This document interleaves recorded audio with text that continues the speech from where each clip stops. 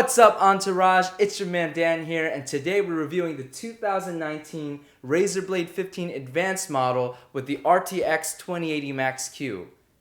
Now, throughout this video, I'm also going to talk about why I chose this over the XPS 15 as well as last year's Razer Blade 15 with the 1070 MaxQ. Let's get started.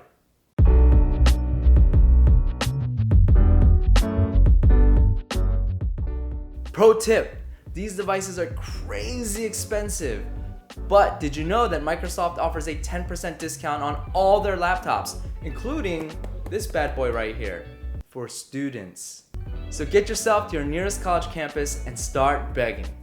Also, if you want some quick tips on how to make some extra cash so you might be able to actually afford one of these bad boys, check out my video here.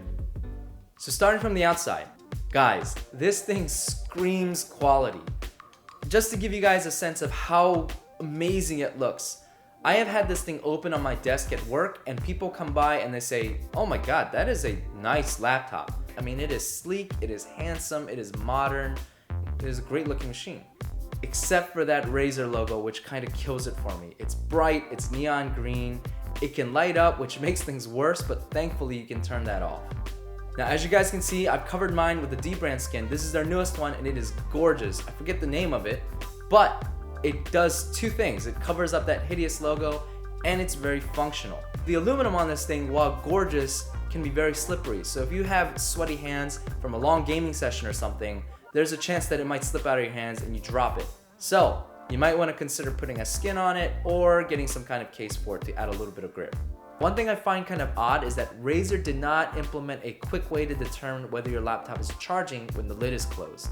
The LED indicator on the blade only shows green to let you know that it's awake or white to let you know that it's asleep. There's no way to know that your laptop is actually charging unless you turn the thing on and look down at your battery bar. On the left side here, you've got the charging port, the combo headphone microphone jack, and two USB-A 3.0 ports. On the right side here, you've got that Kensington lock thing, whatever that is, a mini DisplayPort 1.4, HDMI 2.0 out, another USB 3.0, and a Thunderbolt 3/USB-C, which unfortunately cannot be used for charging. Now on the bottom here, you've got these nice two long rubber pads to keep it from sliding around, which I think is a better design than, let's say, 4 rubber pads in the corners that might fall out one day. Now you've got these two vents here which expose the fans and they intake air, and then the air is exhausted through that back where the hinge is, and that's part of what they call their vapor chamber design. Now while we're talking about the bottom, the screws are screwed in so tight that it actually stripped 2 of my Torx screwdrivers. That's right, the drivers, not the screws themselves, the drivers. And because I didn't really know what was happening, I ended up stripping the screw as well. So one of the screws is actually completely stuck in there. I don't know how to get it out. If you guys have any tips, please leave it in the comments below. But I actually had to pry the lid off and it bent it a little bit. And now it's just got this little gap back there. The first thing you notice when you open the Razer Blade 15 is the screen. It's the same panel that can be found on Razer's previous model, the Razer Blade 15 with the 1070 MaxQ. It's got a resolution of 1080p and it's fairly color accurate, covering 97% of the sRGB and 75% of the Adobe RGB, which makes it pretty good for content creators, which is what I predominantly use it for. Now, unfortunately, this thing doesn't hold a candle to the XPS 15 screen. On that thing, the bezels are much slimmer, it's got a glossy screen, it's more color accurate, it's brighter, and every time I opened it, I would go, oh my gosh, I mean, it was gorgeous. I would hunt for wallpapers all the time because I just wanted to see what it would look like on that screen. But Razer's screen has a 144Hz refresh rate, which makes things significantly smoother and can be critical for certain gamers. It also has significantly less ghosting than on the XPS 15's 4K screen. Now, Razer finally implemented an alternative way to unlock your PC using Windows Hello. It works okay. If it's too bright or it's too dark, I feel like it has a hard time finding me, and so I stare at the thing awkwardly for a couple seconds. After using Windows Hello, I wish Razer had gone with the fingerprint scanner, which you can find on the XPS 15. The keyboard on this thing is a huge weak point for me. To give you a frame of reference, my ideal laptop keyboard is the one found on my work laptop. You see, these keys have a really short travel distance and it takes very little to actuate them, which makes me prone to a lot more errors. but it does have decent feedback when you actuate the key. There's one thing that I absolutely hate about this keyboard, and it's the placement of the question mark. For some reason, Razer thought it was a good idea to put the up arrow between the right shift and the question mark key. I type like a lot of people use chopsticks. Terrible form, yet surprisingly effective. Now in my weird way of typing, I'm so used to using that right shift to actuate that question mark. With this layout, I've made so many mistakes. Now if you type normally, I don't think it should be that big of an issue because you don't use the right shift that way. But I also owned the previous Razer blade, so I've kind of gotten used to it. I still make mistakes here and there. But you know what makes up for it? RGB! Now I'm not really into RGB, but wow, I mean just wow. The backlighting on this keyboard is absolutely gorgeous. The lights are colorful, and at 100% brightness, it's so bright that it actually hurts my eyes in a well-lit room. There's no way that these are going to 100% ever in a dark room. Now the best improvement to this year's keyboard compared to last year's model is that when you hit the function key, the secondary functions light up as well. I was actually really surprised at how useful that's been. Next is the trackpad. It's huge, it's made out of glass, it's smooth, and it works like a dream either for one finger use or for multi-finger gestures that you can set up in Windows. Now some people have reported some delays in their trackpad. I haven't had any such issues, but I think it's really interesting because one of the main reasons that I sold the 2017 Razer blade was because every time I used the 2-finger scroll, it would randomly zoom in or out.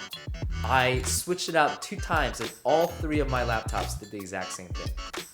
Now one thing to note is that the edge here is very sharp, so if you rest your palms here when you type, you will feel it. It does get pretty uncomfortable. In terms of battery life, this thing is getting about 5.5 hours of battery with light to moderate use. And that's really good news because that means the beefier RTX 2080 isn't impacting battery life very much thanks to NVIDIA's Optimus technology. Now with some tweaking, I'm able to get 7.5 to 8 hours of battery with light to moderate use, which is a huge plus for me. If you guys want to see how I did that, make sure you subscribe because that video is coming next. Performance-wise, this thing is really impressive. Whether you love it or hate it, Razer Synapse allows you to switch between 3 modes. There's a balanced mode, there's a creator's mode, which allows you to bump up the CPU just a bit, and there's the gaming mode, which allows you to bump up the GPU. I don't think it's an overclock, I think all it's doing is removing some of the built-in throttling limits. On top of selecting a certain mode, Synapse now allows you to set a custom fan level. So with the fan set to max and the proper mode set in Synapse, created for CPU-intensive benchmarks and gaming for GPU-intensive benchmarks, here's what some of them look like. In Cinebench 20, the i7-8750H in the Razer Blade 2019 beats out a stock i7-7700K by a tiny margin. In Geekbench 4, I scored a very impressive 22,345. Now that's higher than most other scores that I've seen for the Razer Blade, but I think that has to do with the fact that they tested theirs before Razer Synapse implemented the ability to set a custom fan curve. Now here are my Firestrike and Heaven scores compared to the previous Razer Blade as well as the XPS 15 with the 1050 Ti. And at 1080p, this is the FPS I'm getting on certain games with settings set to either ultra or very high. Here's what different level fan speeds sound like.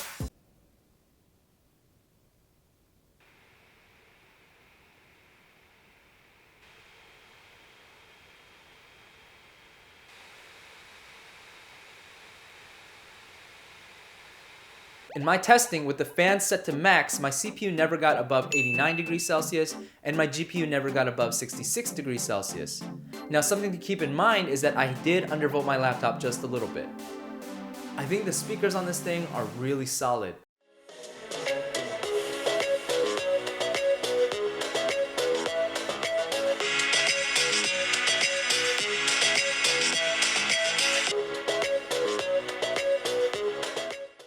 And it could be the fact that I pumped out a lot of money for this thing, but I feel like this year's Razer Blade has a little bit more bass than last year's. I'm probably just imagining it though. Now in terms of my overall impressions, I have not been this excited about a laptop since the first time I used a MacBook Pro in 2008. Now before you guys get mad, I know I haven't used all the Windows devices that are out there, but I have owned some heavy hitters. I switched back from Apple to PC by purchasing the XPS 15 9550, then owned the 9560 and the 9570, and I owned last year's Razer Blade as well, and I never felt that way about any of those laptops. Why? Well, all Windows devices boast was that, hey, we can sell much better hardware for a significantly cheaper price, and I totally understand that, but if it's riddled with bugs and it's got a ton of quality control issues, what's the point? You can't even utilize it. With the XPS 15, that thing was riddled with bugs. Basically, Dell uses so much proprietary software and drivers that you were basically screwed if you used them and then screwed if you didn't use them. I would run into random blue screens of death. I was boasting one of the most impressive portable hardwares at LAN parties, and then when we would play, my clock on the CPU would drop down to 800 megahertz and never ramp back up. I would have to hard reset it, and basically I'm just, embarrassed because I have this really expensive machine that doesn't work. Now the Razer Blade 15 with the 1070 MaxQ, that was significantly better and I wanted to love it so much, but I had so many issues with the trackpad. I returned it twice to get new versions and all of them had the same issue. And the trackpad issue became such a problem that I basically couldn't use it when I was on the go. Finally, with the 2019 Razer Blade 15 Advanced model, I feel like Windows' claim that we can sell better hardware for cheaper is finally true. Yay! Now I know the Razer Blade 15 is not cheap by any means, but if you were to do a direct shootout for the CPU, GPU, storage, memory, it completely crushes the MacBook Pro any day. I still really like Apple, guys, but man, I really love this laptop. So what do you guys think? Have I convinced you to sell a kidney or your unborn child to pick up a Razer Blade 15 Advanced? Leave a comment below. If you like this video, smash that like button, subscribe, check out some of my other videos, and until next time guys, stay honest. Peace!